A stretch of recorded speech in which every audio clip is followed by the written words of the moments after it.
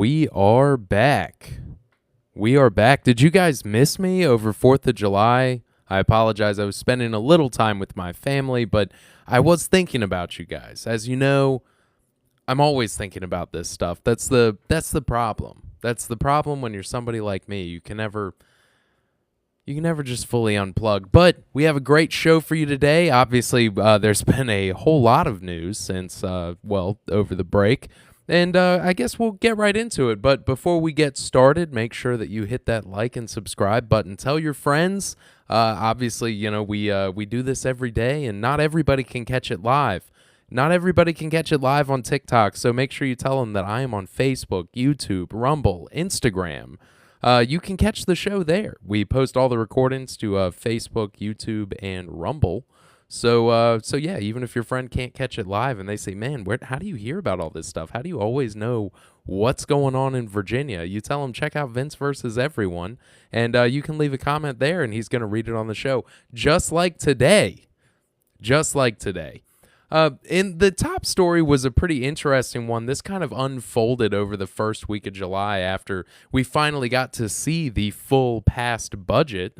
And Attorney Tim Anderson, he's a great follow on Facebook. If you're into the legislature, he used to be a House of Delegates rep in Virginia. Now he's just like a constitutional attorney. But he posts stuff about interesting cases, and he flagged a problem with the budget, a serious problem, if you can imagine. So basically, in Virginia, they vetoed the marijuana market bill. Right? So we were not going to have legal weed in Virginia when the governor vetoed the bill. And then, I guess as part of budget negotiations, our legislature was able to basically pressure the governor. They used their leverage to make that framework part of the Virginia budget. And throughout that negotiation process, basically the governor got the legislature to agree that retail market would come into effect on July 1st, 2027, which means we get 1 full year of legal marijuana. And that will that's actually kind of I'm not a fan of legislating with the budget. I think that's bad policy making, but on a practical level, you get 1 year to kind of see where the pitfalls are so when you have that final legislation, I guess in theory, you get a sort of ramp up period. You can kind of make laws on the fly. You can enact them under emergency provisions, which Jay Jones loves to do anyway. He loves fighting for this in court. He often loses, but I think this would be bipartisan enough. You could probably get it done. And so you get 1 year to kind of see where the blind spots are before you formally make that framework into the marketplace. So it kind of makes sense. The only problem was that with the new budget, it repealed the existing marijuana enforcement policies right away. So that meant that there was going to be from 2026 to 2027, there was going to be 1 year of anarchy, 1 year of just legal weed, no market.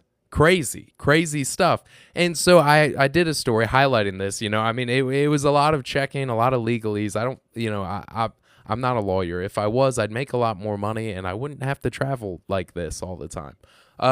So looking into this and looking into the exact language that was repealed, this is a fact. Yeah, major fumble, unforced error, hilarious, goofy, silly. I love goofy, silly stories, right? I don't usually make shorts. I don't tend to highlight goofy, silly stories.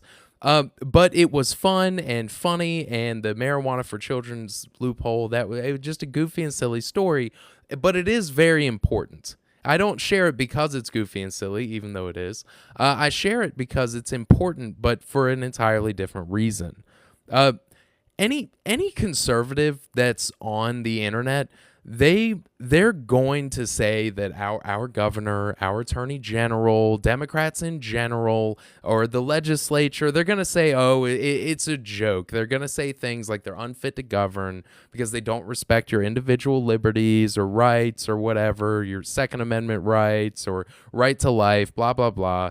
And this is something that is going to be that's a predictable opinion for any conservative influencer, right? That's not it's not particularly convincing either, because if all you have to do is frame it a different way, women's rights and, oh, well, public safety, that's not the kind of thing that really motivates people for a recall. When you say that somebody's bad at their job, but entirely for partisan reasons, this is not something that is really going to affect anyone's opinion in a meaningful way. Your argument has to be, let's say, your argument has to be a little bit more convincing. It's going to take a lot more time.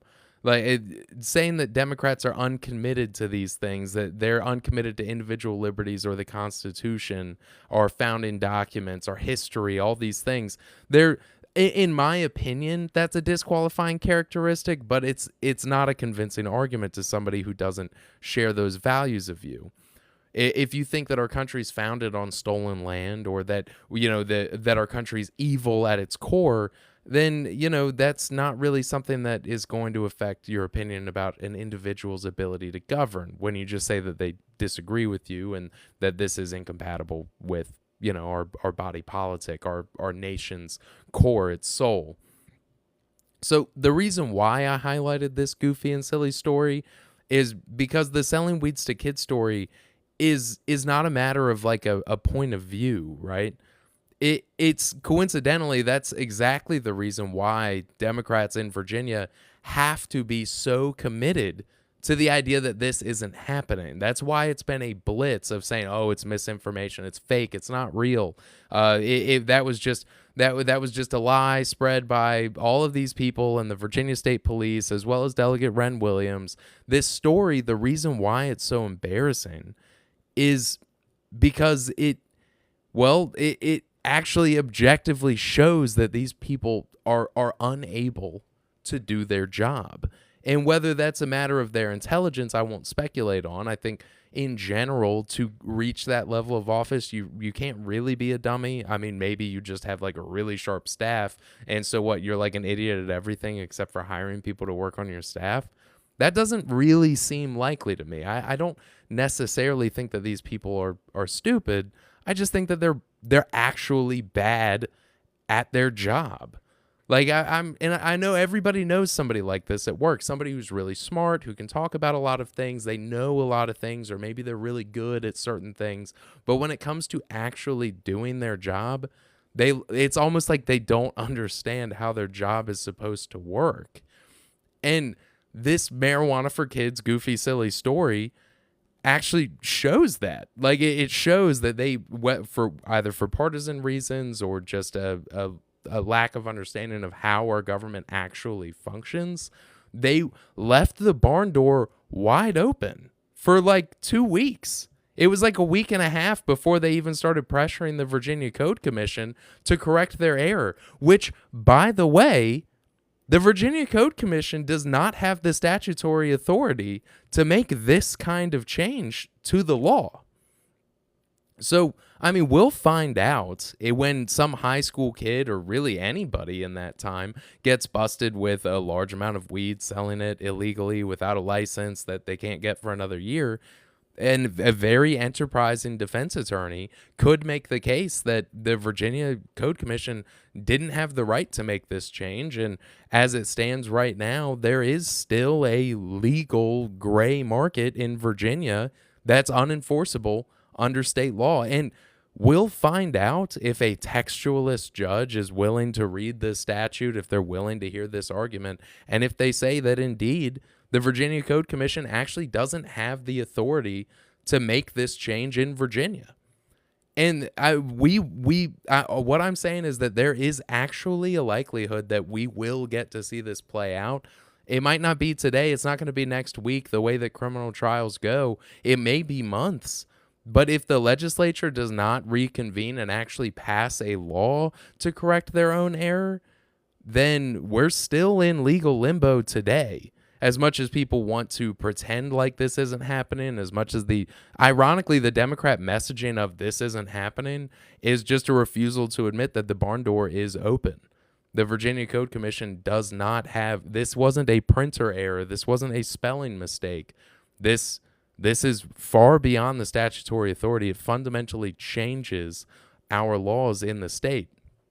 Now, this does go back to something I talk about on the show a lot, which is that the administrative state, the managerial state, they never hold themselves accountable.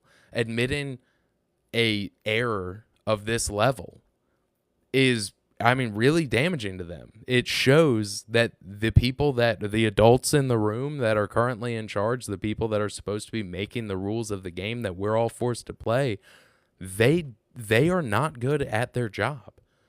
And I mean, there's many reasons. Part of it is just how hard it is to actually achieve that level of office, the amount of money it takes, the amount of connections that you need, the fact that both parties are more than happy to endorse a candidate before a primary even begins, to actually put the party dollars behind a candidate before voters even get a chance to weigh in.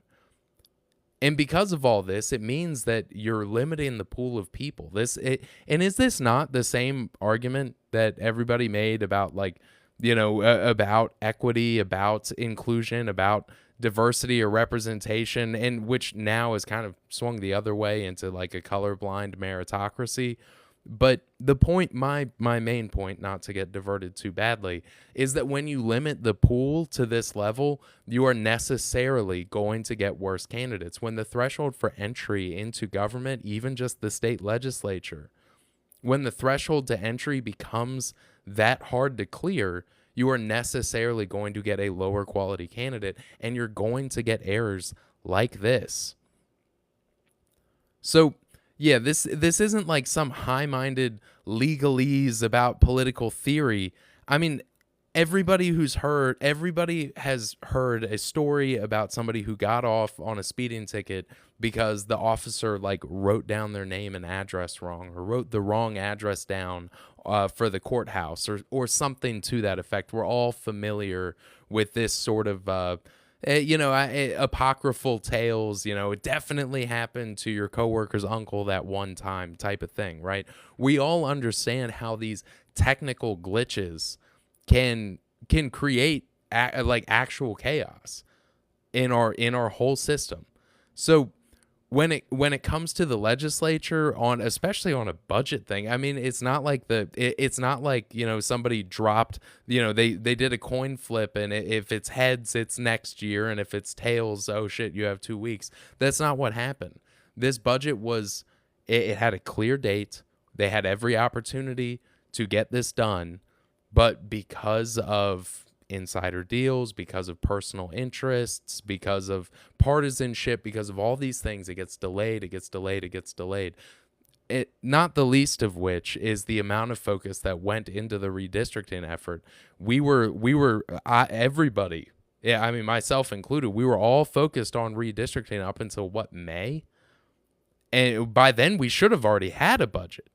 But of course, knowing who's going to be on the team, that does really affect that affects a lot of things. So you have to know, or I mean, if you have the 10-1 map that L. Louise Lucas was originally going for, you can put whatever pork you want in the budget. You don't have to worry about it being moderate, because you can't lose the midterms in Virginia anyway. But I digress.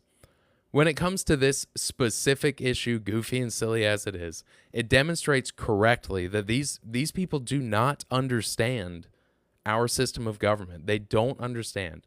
The Democrats point at the Trump administration and say that voters need to support the adults in the room. You guys all remember this from 2020. They point at the Trump admin. They say this is ridiculous. This is crazy. We need some real politicians in charge again. Maybe the reality TV business guy wasn't the right choice. If you want something normal, you need to vote for real politicians. And well, I mean, frankly, that snapped back because we saw some of the antics during the Biden administration, right? Like, I mean, this story is not a man shaking his breasts on the White House lawn by any stretch, but this is actually in many ways worse, because at least there are a certain contingency of people that felt represented by that whole thing at the White House. This isn't a UFC fight on the lawn, right? Some people can say, well, it's the people's house. This is unbecoming of our state, of our government. you can look at that, and then there's a bunch of people, some of them like me, that are like, I don't know, dude, I kind of like it. I mean, it kind of is representative of our country in so many ways. UFC is a major export for America. And yet, this particular issue, I mean, there might be a small contingency of people that are like, yeah, I mean, there should be no regulations at all on marijuana sales, including selling to kids. I don't think that that's how most people feel. I could be wrong. I don't know. I mean, feel free to comment if I'm wrong. If everybody in the comment section right now is like, nah, dude, you should be allowed to sell weed to a baby, then I don't know. Then I don't know. Maybe you're just on the internet. You know what I mean? Sometimes you have to ask yourself. I see some of the things that people say. I say, you know what? Maybe this is just a thing on the internet. Or, maybe I'm just online. Maybe I'm wrong. Is it me? Is it me, or is it the children that are wrong? And this doesn't rely on partisan touch points. And that's the thing, right? But anyway, when it comes to the actual matter of writing our legal code, this is an unforced error. It is simple as that. And you can spin and spin and spin. There's plenty of people. I had a hemp farm, which ironically, this is the same hemp farm. I'm 90% certain this was the same hemp farm that was happy to offer me a job when I was still in school. They were happy to attend stand-up comedy when I was doing my little 5-minute whatevers. But now all of a sudden, oh, you're just spreading misinformation. If there's no legal retail market until 2027, then who is it that's going to be selling the weed to kid, you bozo? Hey, dude, guess what? The same provisions they repealed that made it illegal to sell to kids are the same ones that they repealed that made it illegal to sell at all. But, I guess the same way that you can think yourselves into these things, you can also think yourselves out of them. Maybe just take a beat. And just imagine for a second that the legislature, these people aren't like ultra qualified and understand everything about government that you and I don't know. Some of these people just have a lot of money. They have a lot of friends, and they want to make sure that it's one of them that are controlling the levers of power and not one of us. Sometimes it's as simple as that. So, yeah, just made your own goal. Yeah, it's worth mentioning too. Okay, so VCC closed the loophole, right? We don't know exactly if this is going to stand in court. Probably it will, because the alternative is that then you have to hold an administrator of our state accountable. But it's same as a soccer game. If you have a guy who just turns around and shoots into the wrong goal, even if your keeper stops it, you kind of got to take that guy off the field, right? Or you get, a guy, the punt goes downfield, the kick returner catches the ball and turns around and starts running the wrong way. Even if somebody on his own team stops him from scoring for the other team, you're still gonna pull that guy for the rest of the game, right? So VCC closes the loophole. Whew, man, wow, really dodged that bullet. We haven't dodged that bullet until we pull the players off the field. All the people involved in this. You got to pull those people off of the field. You got to replace them. I'm sorry. It's as simple as that. Because, this could be and still may be a disaster. We have, I think 10, 11 days. We have 10 or 11 days worth of just barn door wide open, and we'll find out if any enterprising attorneys, ironically, and I spent some time thinking about this. What's the likelihood that attorney Tim Anderson represents some high school kid busted for distributing weed just to prove a point? I don't think he would. But the guy does have a jacket of interesting cases, and I almost wonder if he would just be like, you know what, why not?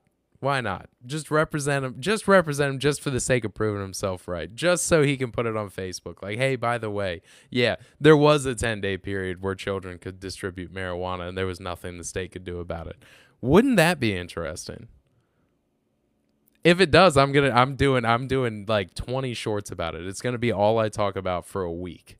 I guarantee you. So if that should happen, you know what? If you're stumbling across this video and you don't follow me, you should follow me just in case. Because if that happened, you would hate to miss it, right? right? You would hate to miss it. Me being like, hey, remember that thing I said might happen? It definitely happened.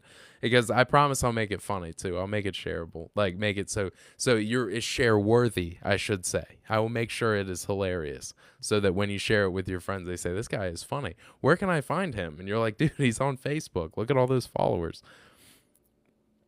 But no, so anybody that's still like blackpilling about Youngkin's administration, I really can't blame you. Right. I mean, and don't get me wrong, there are a lot of people, especially older Republicans in Virginia, they haven't quite figured it out yet that Youngkin kind of was doing like the least amount possible to further the Republican agenda in Virginia. He was basically just saying, like, let's slow down Democrats. We'll veto the craziest stuff they have and maybe let some of their stuff go through if I can't quite override it.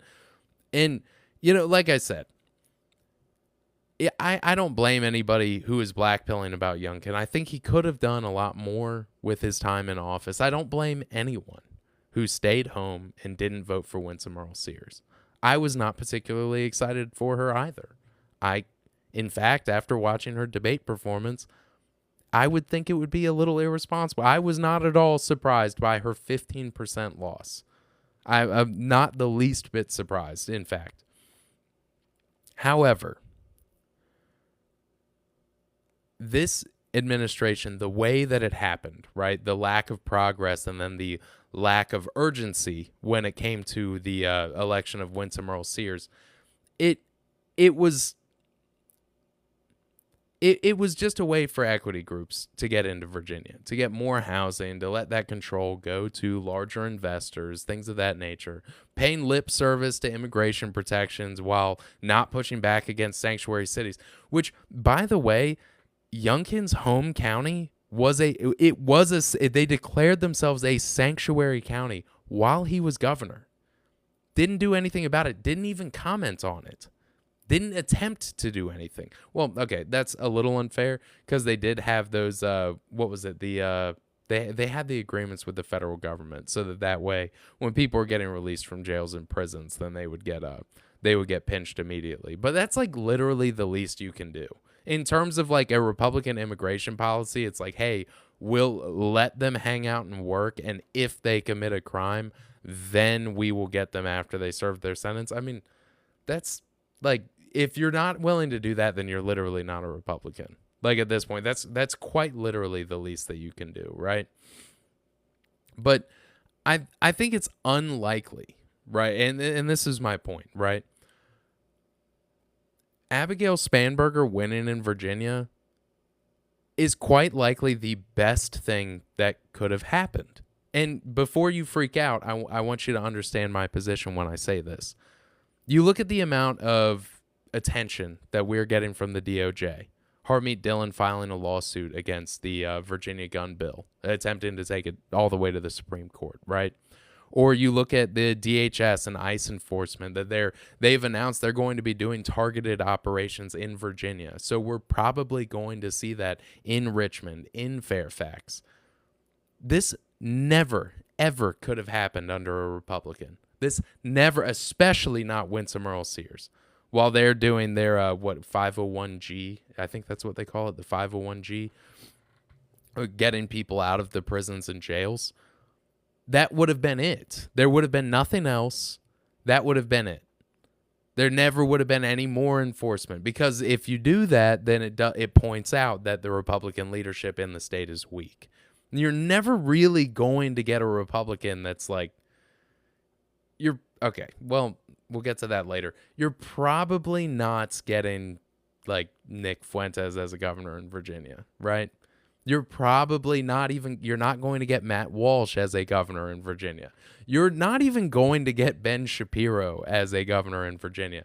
It is unlikely you're going to get somebody who is that far to the right. You're at best, I think we could do better than Youngkin, but I don't think it's getting any better. But if you consider that right now, Abigail Spanberger and her administration, Abigail Spanberger, Jay Jones, all of these people, Jay Jones keeps losing. He is, I mean, at this point, it looks like he is going to absolutely secure the Second Amendment in Virginia, possibly even the nation, with the way that his cases are going. The redistricting effort in Virginia sparked Republican redistricting all across the South because it blew up so badly. You look at what's going on now, and it's actually activated Republicans, especially young Republicans in the state. And I see this happening. I even see like people that in terms of economic policy are far, far to the left of me that are actually like sympathetic to like right-leaning moderate Republicans just because of how insane things have gotten. And they see in their own party that like the one that activates these people a lot is the data centers. And they see that there are no Democrats that are meaningfully resisting data centers in Virginia. Like at best, it's lip service, right? You never could have got this under a Republican governor either, because they just do the two wings of the same bird, always the same. You have an agreement that was created by a Democrat in I think 2008 for the data centers. This has been going on now nearly 20 years, and now you have a Democrat governor and both chambers of the Virginia legislature held by Democrats. Still no action on the data centers. You have to understand, even if data centers aren't something that for you is incredibly motivating, for these people on the left, it is incredibly motivating.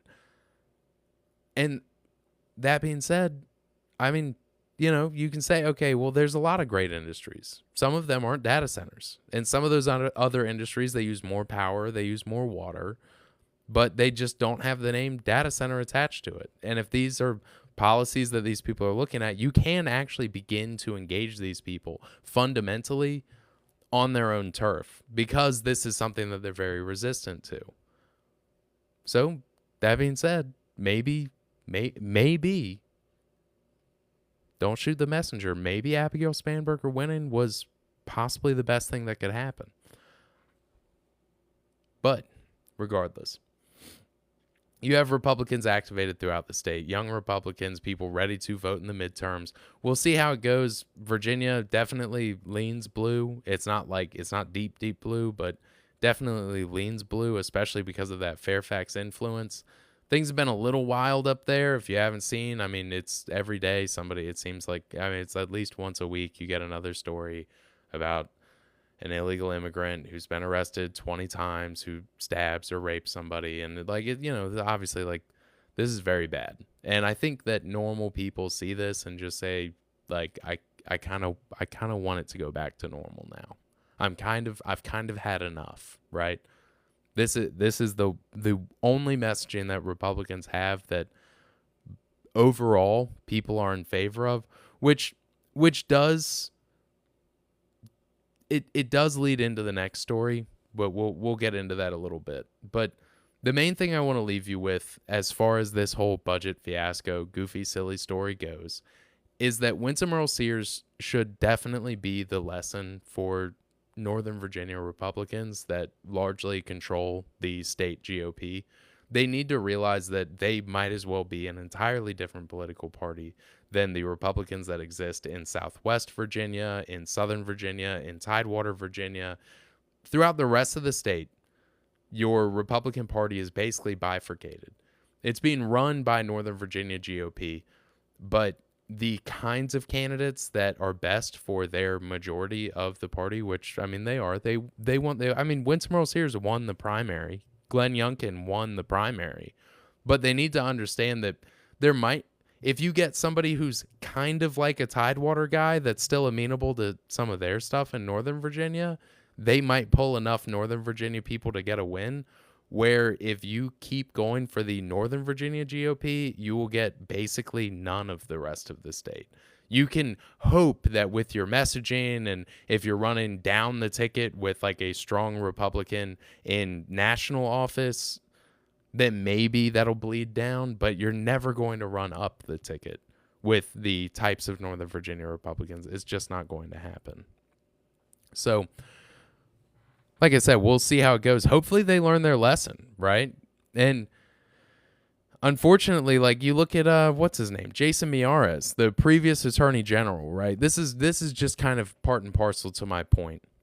Jason Miyares, for 4 years as Attorney General in Virginia, said that there were certain things that we couldn't do because look at the state Supreme Court. Look at the state Supreme Court. We can't bring these fights to the state Supreme Court because look at who's in control of the state Supreme Court. This was his excuse for like 4 straight years. And then the first major battle, I mean, Abigail Spanberger, the ink is still wet from her inaugural address. And we're already seeing that the state Supreme, now I'm hearing quite the opposite. That the state Supreme Court is actually a bunch of old conservative fuddy-duddy hacks, and we need to force them to retire, or we need to pack the state Supreme Court. That was like within 100 days of Abigail Spanberger being inaugurated. I'm now hearing that our state Supreme Court is just woefully Republican conservative, and that of course it was always going to go this way with the gun bill. It was always going to go this way with our redistricting efforts. That's what I'm told immediately. And so what am I to think when every single time I open up Facebook or X, every single time, first person I see is Jason Miyares commenting on something. And it's like, dude, where was all of this political messaging and energy when you actually had the ability to affect change? Right? Am I crazy for thinking that? Like, dude, who are you? Leave us alone. You need to go retire. You know what? You pick somebody who's actually willing to go the distance and take the risks, and then get out of the way.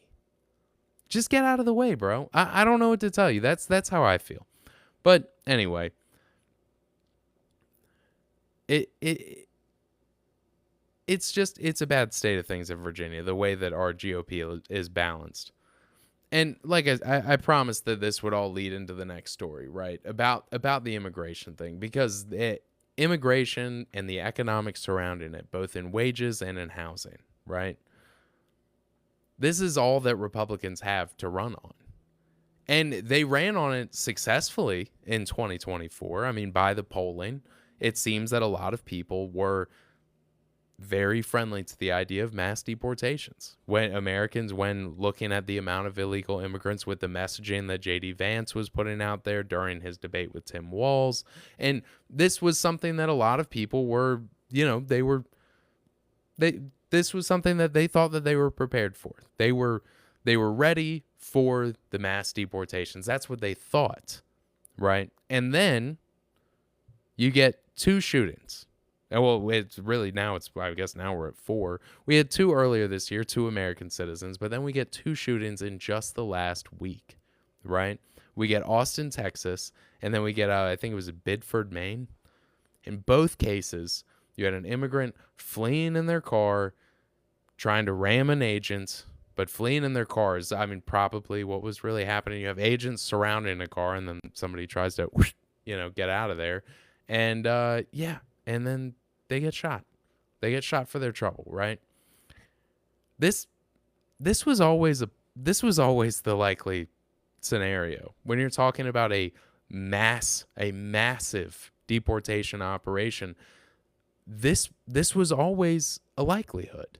This is why I've been saying since the beginning, self-deportations are much more preferable. The problem is you can't really trust the numbers that come from the White House when they say self-deportations. There's no real way to verify that other than the number of checks that they send out to people that get to their home country. That's the best you can do. But still, there's a lot of trepidation. Basing those off of census numbers, it, to me, feels a little I don't know, feels hard to verify, right? To say the least. And the thing is, and I don't know of any better way to say this, but this was always going to happen when you're trying to forcibly deport 10 million people. And 10 million was just one number that was thrown out. J.D. Vance went on stage and said 12 million was a number that was made up in 2008. He suspected the number was much closer to 20 million. You've got people who used to be very powerful in the Republican Party that are on Twitter and on X and Facebook and all these other places. They're saying that they think the number is 40 to 50 million. So if you think you're going to run a mass deportation operation that could have tens of millions of people, like I said, I don't know the nicest way to say this, but this was definitely going to happen. especially when the main Democrat message isn't that we're going to fight for your rights in court, that we're going to do everything we can to protect you in front of the judge, that instead the Democrat messaging is resist ICE. Just resist arrest. They don't say resist arrest because I think that that's technically a crime, but they do say that they need to resist ICE.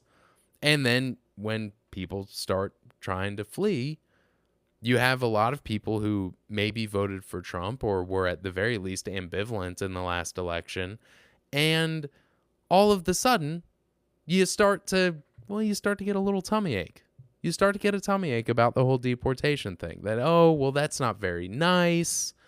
People are very susceptible. They're very susceptible to the overall messaging, because they hear the drone, they hear it around the office. Oh my God, did you hear about what happened in Austin, Texas? Yeah, that's terrible. And they hear these things and they think, I didn't vote for Trump. I stayed home. I didn't care for Kamala.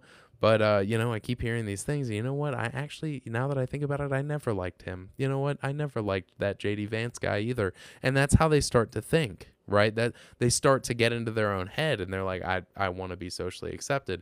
I don't want to go out on the front lines and say, no, I'm in favor of mass deportations. And this is actually kind of Democrats' fault because they have the resources, they have the lawyers, they have the money. They could be fighting for these people's rights in court, but they don't want to do that because they know that they don't have a leg to stand on. They don't want to do that because they know that like the coffins for them are actually a feature and not a bug. Because when people get shot by police, this is an outrageous thing in America. And we really haven't seen anything yet, right? I mean, Renee Good and Alex Preddy, we saw the videos and obviously like there's been a lot of spin both ways and a lot of people only watch the 3-second version instead of the 30-second version or whatever. There's all this misinformation floating around. Who knows what to believe these days? Am I right? Cognitive dissonance is a real thing. It is a real thing. But we haven't really seen anything yet because like what happens? We've already seen what happened in Minneapolis when it was a couple American citizens. And then, we hear all the things about the signal chats and the organizational force that's behind it, and people like kind of talk themselves off the ledge. You start to see things really die down there. But just hypothetically, what happens? What do you think happens the first time that the person that's shot isn't an immigrant and it's also not a protester? What happens if a bystander catches one of those bullets? Do you have any idea what that's going to look like? What that will do to the sentiment around immigration? That would be legitimate. That would be incredibly legitimate. That would be a legitimate grievance. And that's why we can't be like fooling around here, right? Like seriously, I have long contended, if you've ever watched this show even one time, you already know my position on this. You have to get the banks on board. So you say, hey, listen, when an H-1B immigrant opens up an account, you need to get the information on when that expires. And then that account needs to be forfeit upon expiration. When you get somebody who's here on a work visa of any kind, or a temporary stay visa of any kind, you need to have the information on when that expires. If they can't give you that information, they can't have a bank account. You need to say, and that we wouldn't be the first country to do this. This is common. This is how Japanese banks work, right? This is something that other countries are already doing. Or when somebody who's here for on an H-1B visa that's only set to last 2 or 3 years, maybe they can't qualify for a 30-year mortgage. Imagine that. Just imagine that. Yeah, you can't do that. And then even better so, you can even take it one step further. And this is where I fall on this policy. If you're renting a house to this person, I don't know about you, but if you rent a place using apartments.com, they need your driver's license information. There's already all kinds of information that they need. So maybe you could say, hey, listen, if you're employing an illegal immigrant, or if you're renting a house to them and financially benefiting off of them and their legal status, you will be held criminally culpable for this. You're going to have to show how you got hoodwinked into this situation. You're going to have to show, because we know you committed a crime on this level. We know that you engaged in a crime. So now it's a matter of finding out, like, to what extent were you financially benefiting on purpose or on accident, because that's going to affect whether or not how much jail time you could face for this. Maybe if it was definitely accidental and you're just a doofus, then we can limit this to a monetary fine to ensure that you're more careful in the future. But if it just seems like you were doing this with reckless abandon, or maybe even doing this on purpose as a means of exploiting or extorting these people, you're going to go to prison. And this needs to be something that's clear to any landlord or any business that's engaged in this behavior. You see, if your business accidentally engages in fraud, maybe the first time you're going to get some kind of warning with a pretty hefty fine. But if you continue to go on employing amateur accountants and you continue to engage in that exact same type of dubious practice, you can bet your butt that you're gonna go to jail. You're gonna find out what the inside of a jail looks like. And I mean, we already have the laws on the books that we can enforce it in this way. If you do that, you maximize self-deportations. Because believe it or not, I actually don't believe most immigrants are here specifically to engage in organized criminal activity, aside from the one that got them here in the first place, right? Aside from the criminal activity of illegally immigrating into the United States, a lot of these people just know that if I get really crappy wages in America, those would be considered great wages where I'm from. I'd be happy to take less money in America. And I mean, you look at the way that people live in some of these countries, right? I mean, I knew an electrician in Brazil, and the guy made the equivalent of, like, I think it came out to like 55 or 60 US dollars a day. And this is a guy who worked a lot of overtime. He was doing like 10, 11, 12-hour days regularly. If that's like your best option there, you can be a cut rate electrician in America and send more than that much money back home, and then still live in a house, like live in a 2 or 3 bedroom house with like 4 or 5 people.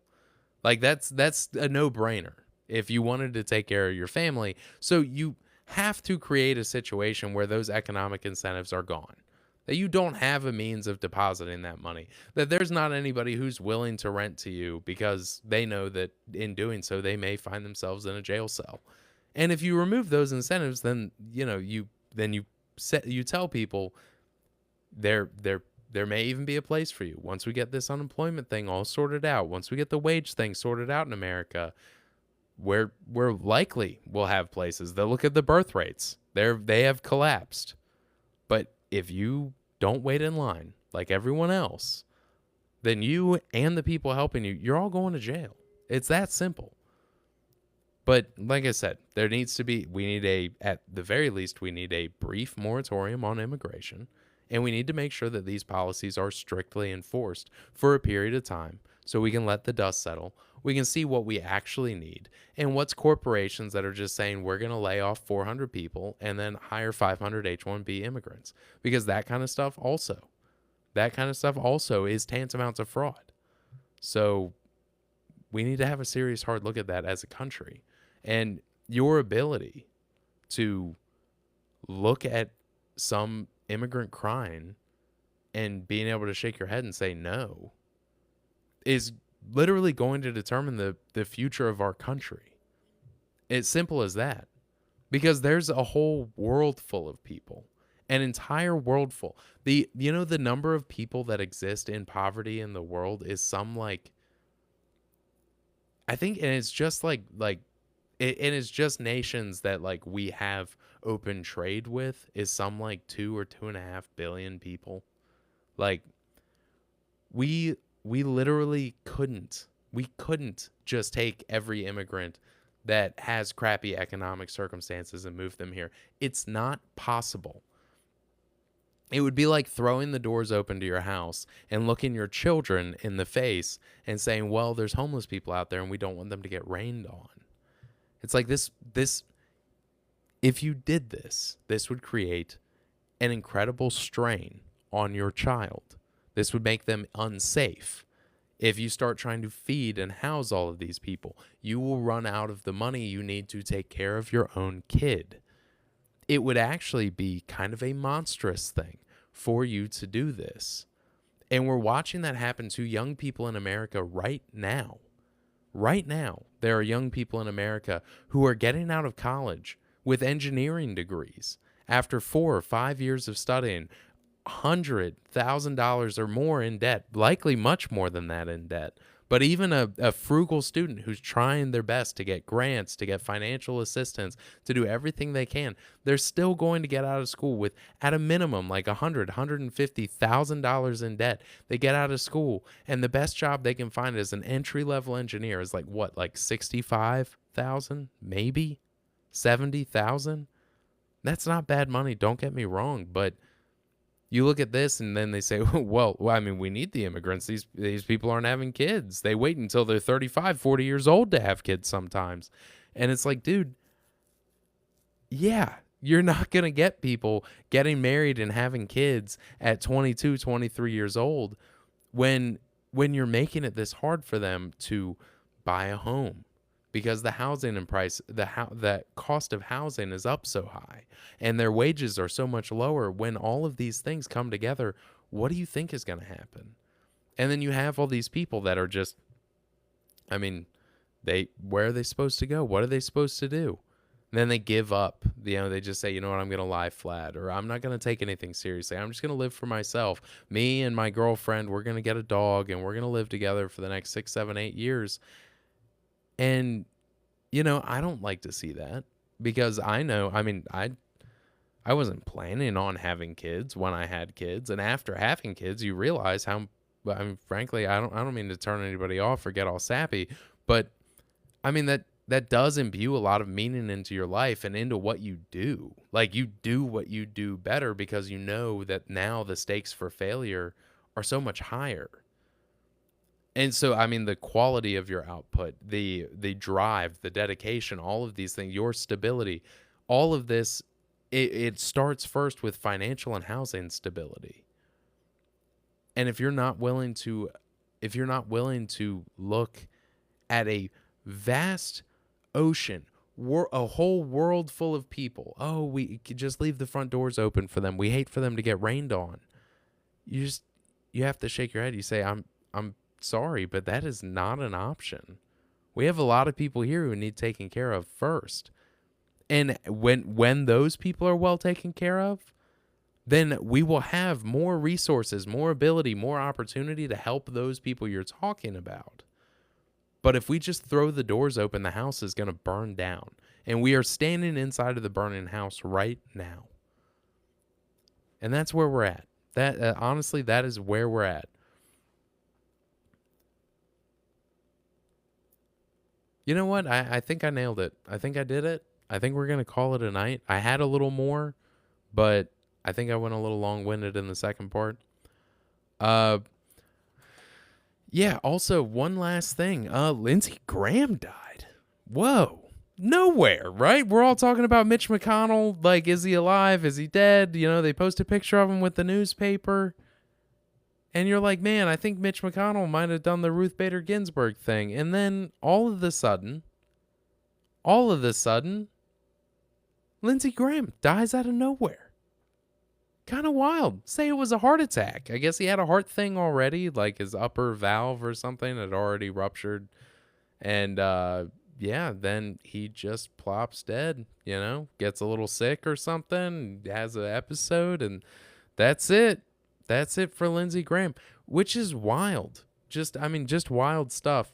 The timing was awful. It's never a good time, when an older person, when they go, it always feels, you always thought you had more time. And, Lindsey Graham, the thing is, Lindsey Graham was a Republican. He was a Republican Party guy. And not in all the best ways. Everybody painted him out as a neocon, right? That was like his thing. And, I don't necessarily agree with the Republican foreign policy in so many ways. I mean, I don't like hate it. I think definitely there were some folks in the Democrat Party who did a lot worse. But yeah, I don't really like the focus that we have on all this foreign relations stuff. I think we could do a lot more at home first. And here's my thing with Lindsey Graham, right? Because when it really comes down to it, if you go issue by issue, because I'm a Republican guy, Lindsey Graham also a Republican guy, we probably agree on like 70% of things, especially when it comes to things like domestic policy in so many ways. Obviously, we disagree on things like immigration. We disagree on countries, in the Middle East. We'll just leave it at that. Tired of getting banned on TikTok. But the thing is about Lindsey Graham, right, is that when you 70% agree with a guy like that, but you're nominally in the same party, in all offices, not in your fan club, but in top 3%. Yeah. Yeah, the thing about Lindsey Graham is that Lindsey Graham, when he's running out to the front lines, Zombie Tea Party, also, by the way, that guy's great. He's great. Love that dude. But yeah, so when Lindsey Graham is running out from behind cover and doing his little clown show while taking fire, your counter arguments when you're in that verbal firefight trying to defend your position as a Republican or a centrist or right-leaning centrist, when you are having those arguments, especially when you're winning, your argument is probably going to be interchanged with Lindsey Graham's argument. If I said something to the effect of like,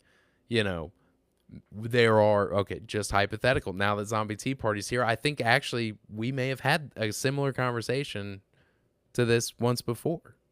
But if I were to say something like, maybe we do have some foreign policy interests aligned with our greatest ally, then that's going to be interchanged very quickly with, oh yeah, we're fighting all of their wars for them. And it's like, whoa. Like, it's like, yeah, they completely run our government. Look at all the money that they give us and this and that and blah, blah, blah. It's like, I'm not even saying you're wrong. That's just not my point. That's not my argument. I'm just saying that economically, we may have similar interests at this time right now. So now you have to make an argument that covers your position from behind cover.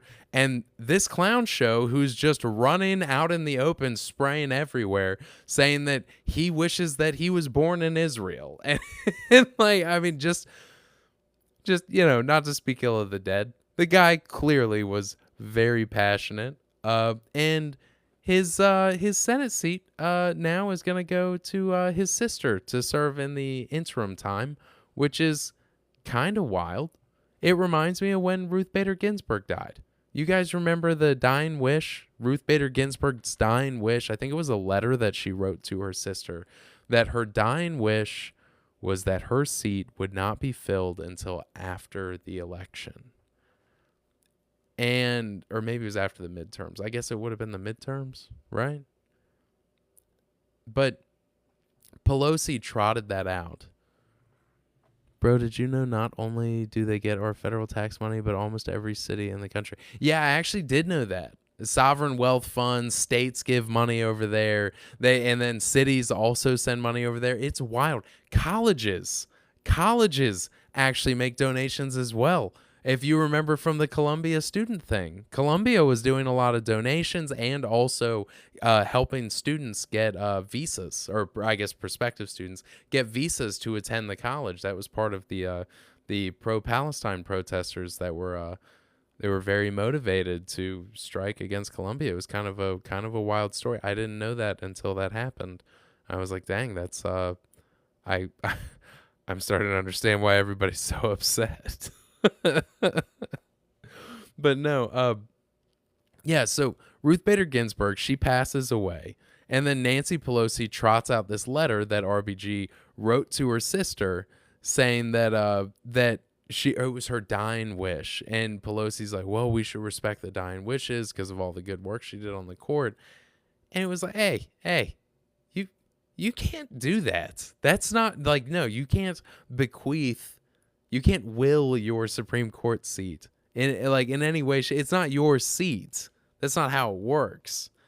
And so that was kind of a thing, right? And of course now that Lindsey Graham has passed on to hopefully a better place, or at least a warmer one, he now is his sister will be representing his district until I guess until the inauguration. Was that January 9th, I think, for their state? Anyway, and so people are like, hey, yeah, wow, that's weird. It's like, well, actually it's kind of normal that like a governor they're supposed to appoint an interim representative. That's how representative politics works. And this woman doesn't, she doesn't have like senatorial. She's not a senator. It's like, I mean, as far as political celebrity in America, if you're not a president, you kind of want to be a senator. That's like the next best place to be. And yeah, so, kind of it is a little odd in that regard, but, interim appointments, that's also pretty normal. That's just what we do. Yeah, cities potholes. Yeah, cities have a lot of potholes. No, I got to agree with you. It says you're the number one guy, dude. Did you know that? It says you're my number one guy. No, but yeah, cities with potholes sending money to foreign countries. Absolutely wild. Unacceptable behavior. Unacceptable. I don't care what the country is. Unless, of course, maybe Israel's donating a bunch of flock cameras to that city. So the city's giving them money, and in return, they get spy cameras all over every street corner. I don't think you thought about that. I don't think you considered that instead of fixing potholes, they're buying AI-powered cameras to spy on everyone. Yeah, no, that's the thing, right? And that's honestly how I feel about foreign policy in general. That's kind of sums up. I understand, like, this is a multipolar world, and if America doesn't fill the void, then another country's going to, and yada, yada. I get all those arguments, and I think that they're reasonable. But at the same time, like, we have people struggling here, and I don't think necessarily printing more dollars is getting us where we need to go. Speaking of the flock cameras, though, that wasn't just a shoehorn for nothing. These flock cameras, I'm in a few different group chats with other Virginia political minds, people of similar standing to me, I guess. And the flock cameras came up. I was kind of surprised. Everybody's a little wild on these things. Yeah, so the flock cameras. The guy was like, he cut down a bunch of them. Like, he got arrested for cutting down two of them. I guess they used the cameras to track him. Imagine that. I wish that we lived in a high trust society.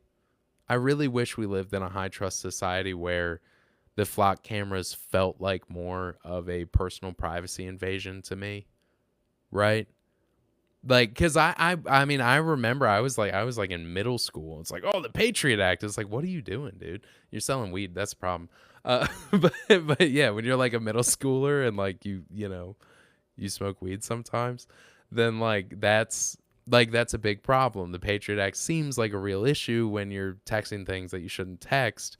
If you're like a criminal mastermind, you'd know better, like, not to do that kind of thing on a cell phone. I was young, but.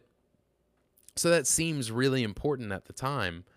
And then as you get older, and like you have kids or you have a wife and like, things seem dangerous and you're like, oh, I don't know, maybe some of these privacy invasions, if you're not doing anything wrong, then what are you really worried about? Right. And that's kind of been the line. That's been the line since George Bush was in office. If you don't have anything to hide, then what's the big deal?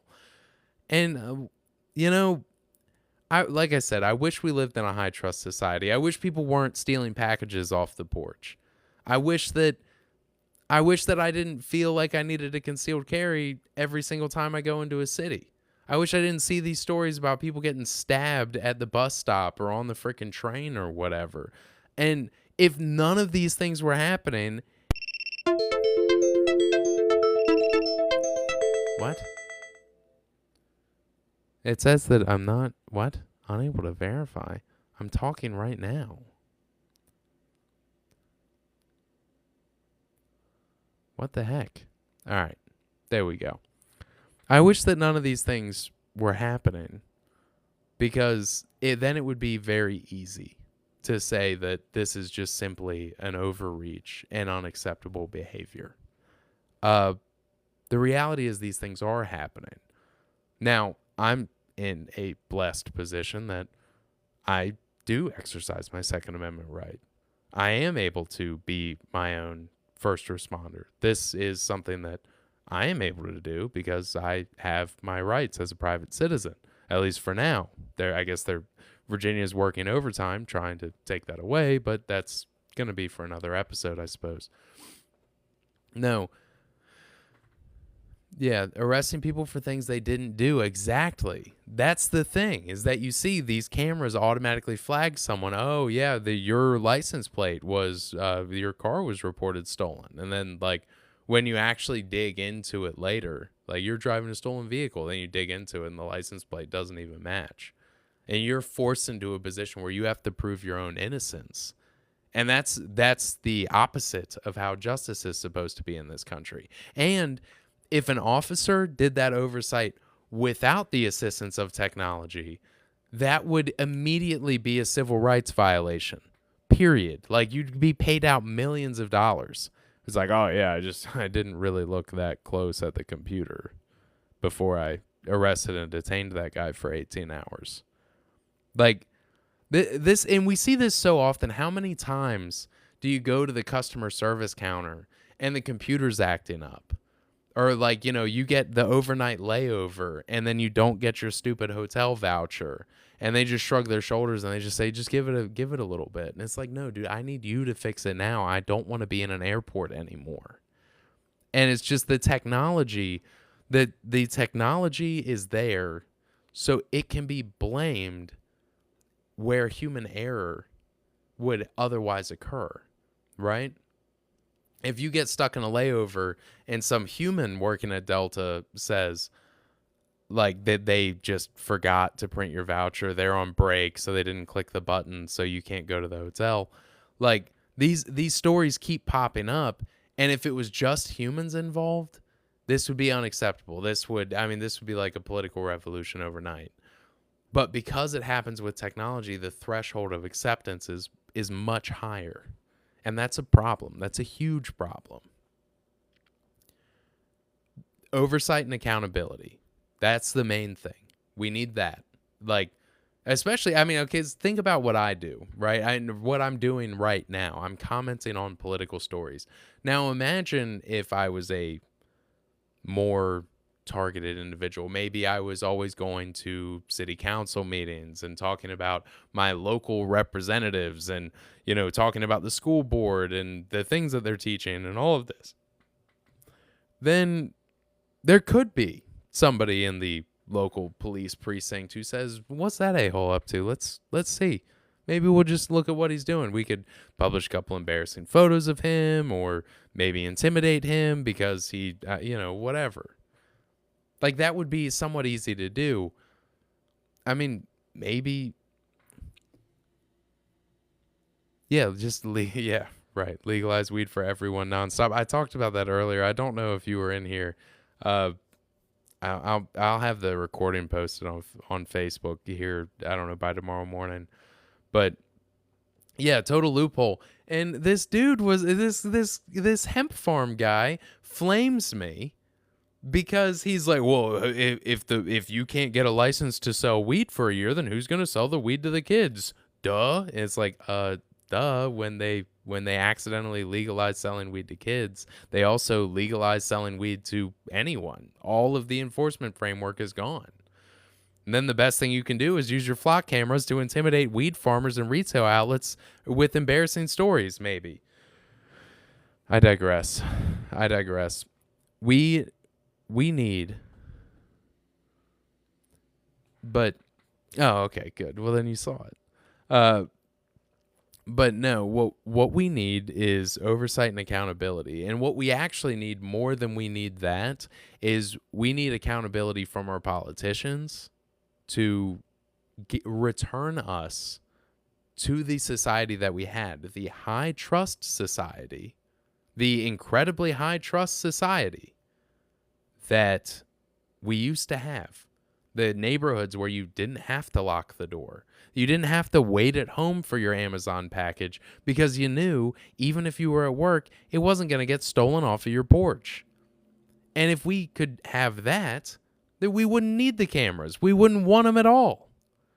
But if you let things get shitty enough, and now we're spending millions of dollars on, apologies to people who watch this that don't enjoy me cursing.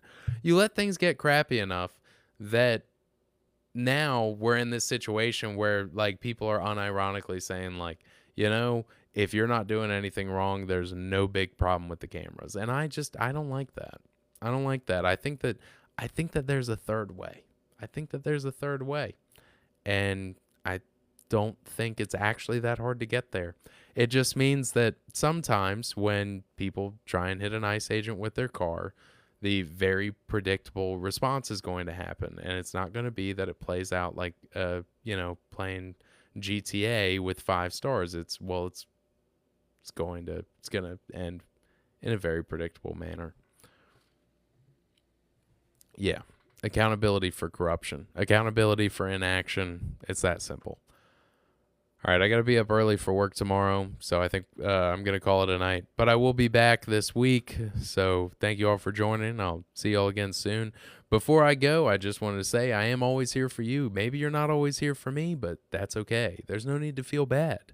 If you do feel bad, though, you can always make it up to me by telling your friends and family to subscribe on Facebook, Instagram, Rumble, YouTube, or catch me right here on TikTok. It's Vince versus everyone. That's Vince vs everyone. If you do all that, then no need to feel bad. We can just call it even. Thank you all, and Zombie Tea Party especially. Good night.